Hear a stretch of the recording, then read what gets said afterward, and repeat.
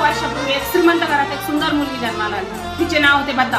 ती खूप लाडात वाढली होती. एके दिवशी तिने रस्त्यावर एक गुन्हेगार पाहिला. तो माणूस शिक्षा भोगण्यासाठी म्हणजेच त्याला फाशी देण्यासाठी नेले जात होते. परंतु बद्दाला त्याच्यावर प्रेम झाले. ती घरी जाऊन वडिलांना म्हणाली मला त्याच्याशीच लग्न करायचे आहे. वडिलांनी खूप समजावले पण ती हट्टावर ठाम राहिली. शेवटी वडिलांनी पैसे देऊन त्या माणसाची सुटका केली आणि त्याचे लग्न बद्दाशी लावून दिले. काही दिवस सर्व ठीक चालले होते पण तो माणूस खूप लोभी होता.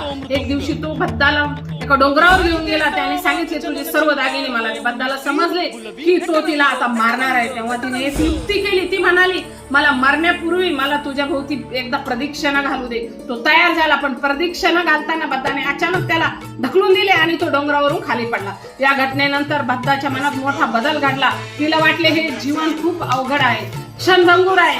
तिने संसार सोडला आणि ज्ञानाच्या शोधात निघाली. ती वेगवेगळ्या गुरूंना भेटली, वादविवाद करू लागली. ती इतकी बुद्धिमान होती की अनेक पंडितांना ती पराभूत करीत होती. पण एके दिवशी तिची भेट सारीपुत्त यांच्याशी झाली. वादविवाद सारीपुत्ताने तिला एक प्रश्न विचारला.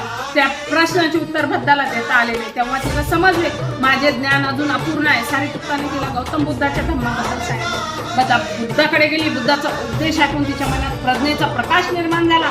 तिने भिक्षुणीची दीक्षा घेतली आणि पुढे ती कुंडलिकेशी थेरी म्हणून प्रसिद्ध झाली. बुद्धाने सगळ्यांना उद्देशून सांगितले की अहंकाराने माणूस अंध होतो पण ज्ञानाने तो जागा होतो. जीवनात चुका झाल्या तरी बदल शक्य असतो.